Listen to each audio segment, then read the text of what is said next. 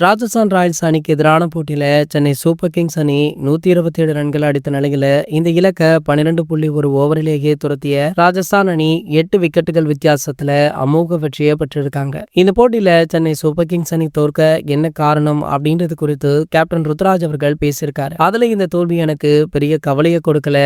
முதல்ல பேட்டிங் செய்த போது பிட்ச் முழுக்க முழுக்க பவுலர்களுக்கு சாதகமாக இருந்தது. இப்படிப்பட்ட பிட்ச்ல ஜோஃப்ரா ஆர்ச்சர், நாண்ட்ரி பர்கர் 2 பேருமே தொடர்ச்சியாக சிறந்த லைன் லென்த்ல பந்து வீசினாங்க. இதனால துவக்கத்துல அடுத்தடுத்து விக்கெட்டுகளை இழந்தோம் அப்படின்னு சொல்லியிருக்காரு. மேலும் பேசிய ருத்ராஜ் அவர்கள் போட்டியுடைய துவக்கத்துல வேகப்பந்து வீச்சாளர்கள் மட்டுமல்ல ஸ்பின்னர்களுமே தாக்கத்தை ஏற்படுத்தினாங்க. ஸ்பின்னர்களுக்குமே பிட்ச் நல்ல முறையில ஒத்துழைப்பு கொடுத்தது. நாங்கள் பேட்டிங்ல சிறப்பாக செயல்பட்டிருக்க வேண்டியது. குறைந்தது 150 இருந்து 160 ரன்கள் அடிப்பதற்கு முயற்சித்திருக்க வேண்டும். எது சிறந்த ஸ்கோராக இருக்கும் அப்படின்றத கணிக்கவே முடியாத நிலைமையில இருக்கும். இதற்கு காரணம் இம்பாக்ட் வீரர் விடுமுறை தான் அப்படின்னு பேசியிருக்காரு. தொடர்ந்து பேசிய ருத்ராஜ் அவர்கள் இன்னும் 3 தினங்கள்ல அடுத்த போட்டி இருக்கு. முதல் போட்டியிலேயே அதிக தவறுகளை செய்தது ஒரு விதத்துல நல்லதுதான். இந்த தவறுகள்ல இருந்து பாடம் கற்று விரைந்த அணியை சீரமைக்க முடியும். இளம் வீரர்கள் அதிகம் இருக்காங்க.